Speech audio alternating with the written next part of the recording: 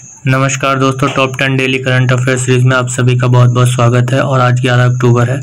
आज भी हम रोज की तरह 10 महत्वपूर्ण प्रश्नों पर चर्चा करेंगे जो करंट अफेयर से संबंधित हैं। तो चलते हैं अपने पहले प्रश्न की और हमारा आज का पहला प्रश्न है, युद्ध सेवा मेडल पाने वाली पहली महिला निम्न में से कौन बन गई हैं? ये हमारा आज का पहला प्रश्न है और इसका जो उत्तर है मिंटी अग्रवाल है। मिंटी अग्रवाल युद्ध सेवा पदक पाने वाली पहली महिला बन गई हैं और इनको ये एयरफोर्स डे पर दिया गया ये सम्मान। और इन्हें ये जो सम्मान है बालाकोट एयर स्ट्राइक में अहम भूमिका निभाने के लिए दिया गया। और ये जो है पहली महिला भारत की बनी है या सेना में बनी है, भारतीय सेना में बनी है, जिन्हें पहला युद्ध सेवा पदक से सम्मानित किया गया है। तो हमारा अगला प्रश्न है, अपने अगले प्रश्न पर हम चलते हैं। हमारा अगला प्रश्न है, किस राज्य के द्वारा मुख्यमंत्री सौर स्वरोजगार योजना को शुरू किया गया? मुख्यमंत्री सौर स्वरोजगार योजना को शुरू किया गया। तो हमारे पास ऑप्शंस हैं। ऑप्शंस कुछ इस प्रकार हैं, उत्तर प्रदेश, राजस्थान, असम और उत्तराखंड। तो इसमें जो आंसर होगा हमारा उत्तराखंड होगा। उत्तराखंड के मुख्यमंत्री श्री त्रिवेंद्र सिंह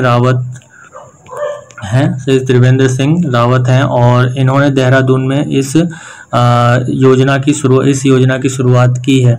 इसके अतिरिक्त उन्होंने राज्य आपदा प्रतिक्रिया बल की त्वरित तैनाती एंटीना तकनीक का भी उद्घाटन किया।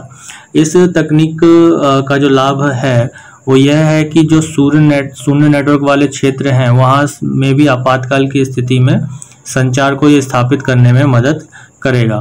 तो मुख्यमंत्री त्रिवेंद्र सिंह रावत हैं और राज्यपाल बेबी रानी मौर्य हैं। अब हम ये देख लेते हैं कि जो उत्तराखंड की स्थिति है भारतीय मानचित्र पर कहाँ है। तो चलते हैं मानचित्र की ओर। तो दोस्तों ये हमारा प्यारा भारत देश और जो उत्तराखंड राज्य है वो भारत के उत्तर में है और एक ये हिमालयी राज्य है। इसमें हिमालय की श्रृंखलाएं हैं और हम देख सकते हैं यहाँ पर कि जो उत्तराखंड की राजधानी है वो देहरादून यहाँ स्पष्ट हो रही है। और देहरादून उत्तराखंड की राजधानी है और इसके अलावा उत्तराखंड जो राज्य है वो दो देशों से अंतर्राष्ट्रीय सीमा साझा करता है। एक इधर नेपाल है और इधर चाइना है, ठीक है। और इसके अलावा देहरादून राजधानी वाले उत्तराखंड राज्य में दो महत्वपूर्ण राष्ट्रीय उद्यान भी हैं और वे राष्ट्रीय उद्यान कुछ इस प्रकार हैं। एक नंदा देवी राष्ट्रीय उद्यान जो आपको यहाँ पर लिखा हुआ दिखाई दे रहा होगा, और इसके अलावा एक जिम कॉर्बेट है जो भारत का पहला टाइगर रिजर्व भी है।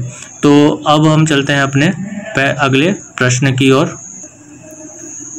तो हमारा अगला प्रश्न है कि हाल ही में किस एंटी रेडिएशन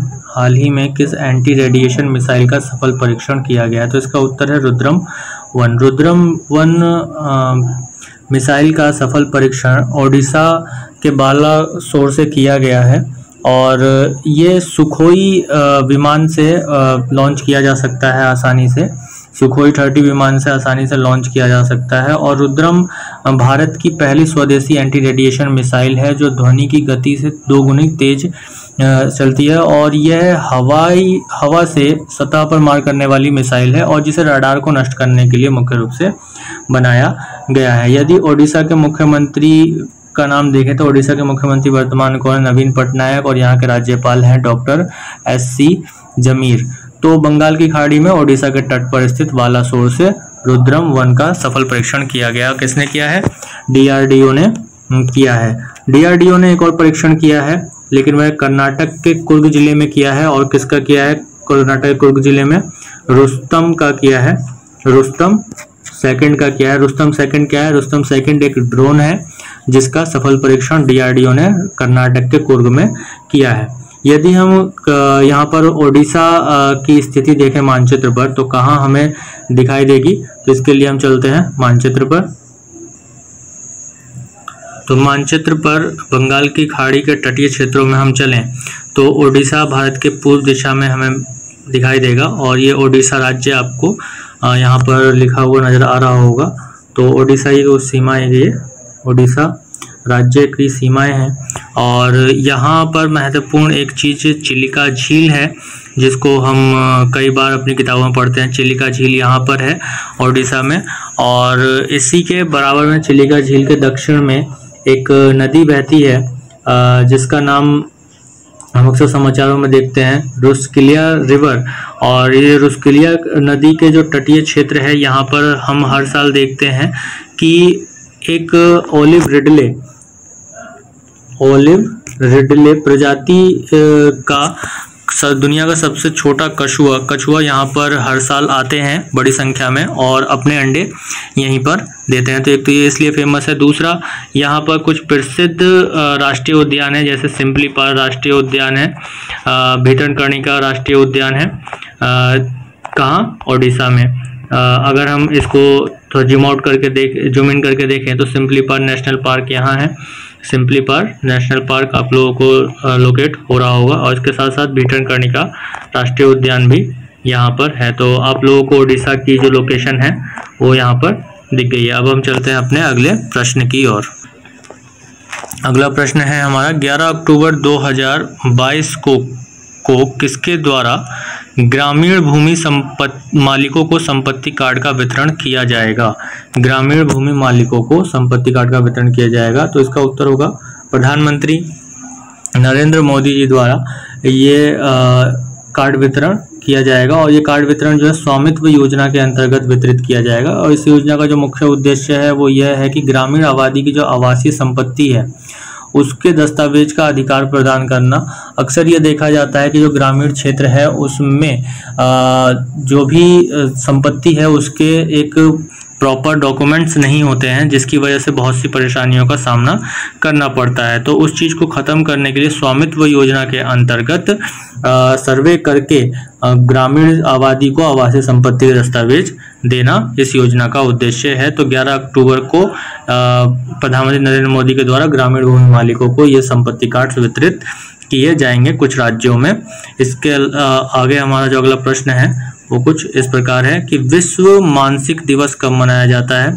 तो विश्व मानसिक दिवस जो मनाया जाता है 10 अक्टूबर को मनाया जाता है, और ये प्रतिवर्ष 10 अक्टूबर को मनाया जाता है। और इसका आयोजन विश्व मानसिक संगठन संघ द्वारा विश्व स्वास्थ्य संगठन के सहयोग से प्रतिवर्ष 10 अक्टूबर को किया जाता है। तो इस बार 2020 में हम देखें तो 10 अक्टूबर को तो विश्व मानसिक दिवस तो मनाया ही गया है। इस बार विश्व प्रवासी पक्षी दिवस भी मनाया गया है। यदि हम देखें तो जो पक्षी दिवस है, विश्व प्रवासी पक्षी दिवस है, वो वर्ष में 2 बार मनाया जाता है, मई में और अक्टूबर में। मई में और अक्टूबर में मनाया जाता है, लेकिन इनकी कोई एक निश्चित तारीख नहीं है। दिवस या दिन जो है वो निश्चित है, यानी कि मई और अक्टूबर में जो महीने का दूसरा शनिवार होता है उस दिन विश्व प्रवासी पक्षी दिवस के रूप में मनाया जाता है। तो इस बार का जो अक्टूबर में जो दूसरा शनिवार है वो 10 अक्टूबर को पड़ा है, इस वजह से विश्व प्रवासी दिवस जो है वो 10 अक्टूबर को मनाया गया है। दूसरा वाला जो कि किस में है, आपका अक्टूबर में है। अगला प्रश्न है हमारा, इंदिरा गांधी शांति पुरस्कार 2019 किसे प्रदान किया गया?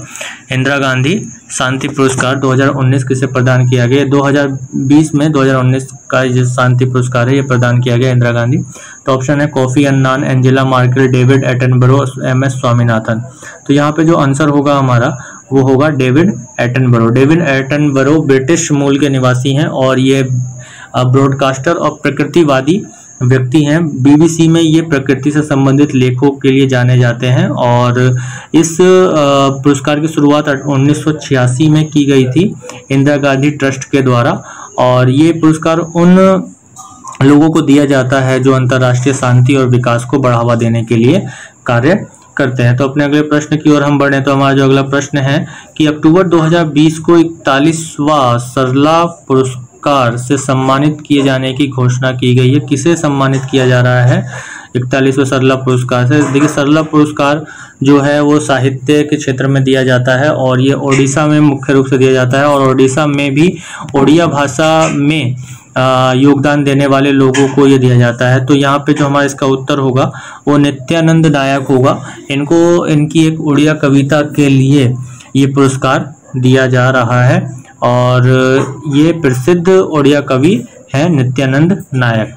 अगला जो प्रश्न है हमारा वो ये है कि भारतीय रेलवे के किस जोन द्वारा ऑपरेशन माई सहेली नामक पहल प्रारंभ की गई? ऑपरेशन माई सहेली नामक पहल की गई, तो इसका उत्तर होगा दक्षिण पूर्व रेलवे। दक्षिण पूर्व रेलवे में कलकत्ता से इसकी शुरुआत की गई। कलकत्ता से ये पायलट प्रोजेक्ट के रूप में शुरुआत किया गया। माई सहेली ऑपरेशन माई सहेली जो है वो महिला यात्रियों में सुरक्षा की भावना को बढ़ाना और उनकी सुरक्षा की दृष्टि से ये ऑपरेशन माई सहेली नामक पहल का प्रारंभ किया गया था। अगला प्रश्न है हमारा, इटालियन ओपन 2020 के पुरुष एकल का खिताब किसने जीता? इटालियन ओपन 2020 के पुरुष एकल का खिताब किसने जीता? तो इसका जो आंसर है हमारा नोवाक जोकोविच है। नोवाक जोकोविच सर्बिया के खिलाड़ी हैं, सर्बिया से हैं, इन्होंने ये जीता। और फाइनल में इनका जो मुकाबला हुआ था वो डिएगो श्वार्ट्जमैन के साथ हुआ। और ये टेनिस के खिलाड़ी हैं, इटालियन ओपन 2020 जो इन्होंने पुरुष एकल में जीता, ये सर्बिया से हैं, नोवाक जोकोविच, इन्होंने ये खिताब जीता है। अगला जो प्रश्न है हमारा वह है कि भारत का पहला राज्य कौन सा है जिसके ग्रामीण क्षेत्रों में 100% नल जल कनेक्शन प्रदान किया गया है? भारत का पहला राज्य कौन सा है जिसके ग्रामीण क्षेत्रों में 10% नल जल कनेक्शन प्रदान किया गया है? तो ऑप्शन है आपके पास तमिलनाडु, गोवा, कर्नाटक, उत्तर प्रदेश। तमिलनाडु, गोवा, कर्नाटक और उत्तर प्रदेश। तो इसमें जो आंसर है हमारा गोवा है। गोवा जो है अपने ग्रामीण क्षेत्रों में 100% नल जल कनेक्शन को प्रदान कर दिया है इसने। और ये जो कनेक्शन है वो जल जीवन मिशन के अंतर्गत किया गया है। जल जीवन मिशन के अंतर्गत इस योजना को सफल बनाया गया है। इसकी जो घोषणा की जल शक्ति मंत्रालय ने घोषणा की कि गोवा ने जो है अपने ग्रामीण क्षेत्रों में 100% जल कनेक्शन को प्रदान कर दिया है और ऐसा करने वाला गोवा भारत का पहला राज्य भी बना। और इसमें हम देखें तो हर घर जल राज्य का भी दर्जा इसे प्राप्त हुआ गोवा को।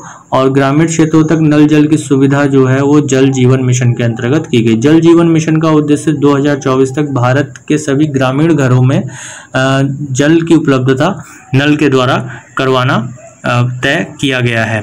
तो ये हमारे 10 महत्वपूर्ण प्रश्न थे और मैं आशा करता हूं कि आप लोगों को इससे काफ़ी हेल्प मिली होगी। और हम अब इसमें आगे देखते हैं कि जो गोवा है उसका भारत के मानचित्र पर स्थान कहाँ है, वह कहाँ लोकेट होगा। तो हम एक बार गोवा को लोकेट कर लेते हैं और इसके साथ साथ तमिलनाडु और कर्नाटक भी उसके आसपास ही हैं, तो उसको भी एक बार लोकेट करने की कोशिश करते हैं। तो चलते हैं अपने मानचित्र की ओर।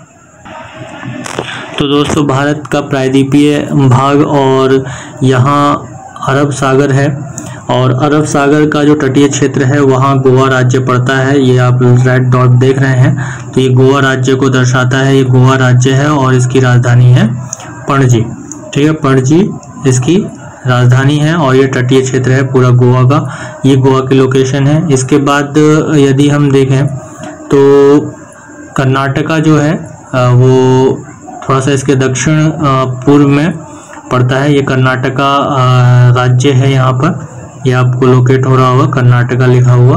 और इसमें कुछ राष्ट्रीय उद्यान जो महत्वपूर्ण है, काफ़ी टाइगर रिजर्व के लिए भी जाने जाते हैं, जैसे बांदीपुर टाइगर रिजर्व काफ़ी महत्वपूर्ण टाइगर रिजर्व है और यहाँ पर टाइगर की संख्या जो है बहुत ज़्यादा पाई जाती है। इसके अलावा Nagarhole national park and tiger reserve भी महत्वपूर्ण है।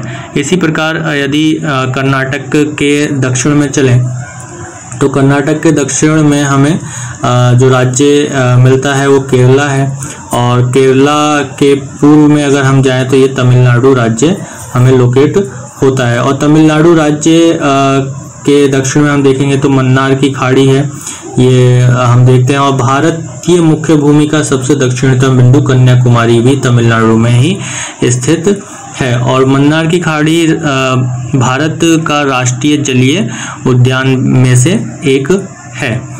तो यहाँ तक आपने मानचित्र का कुछ एक पहलू देखा और समझा, राज्यों की जो एक लोकेशन है महत्वपूर्ण वो आपने देखी। आशा करता हूँ कि यहाँ तक आप लोगों को बहुत सी चीज़ें क्लियर हुई होंगी और हमारे बहुत से नॉलेजेबल चीज़ों को जानने के लिए, देखने के लिए और समझने के लिए हमारे साथ लगातार बने रहें। और इसके लिए आप लाइक, शेयर, ज़्यादा से ज़्यादा सब्सक्राइब करें, लाइक्स ज़्यादा से ज़्यादा करें ताकि हम जो है और अच्छे से अच्छे वीडियोज़ आपके सामने लाते रहें। धन्यवाद।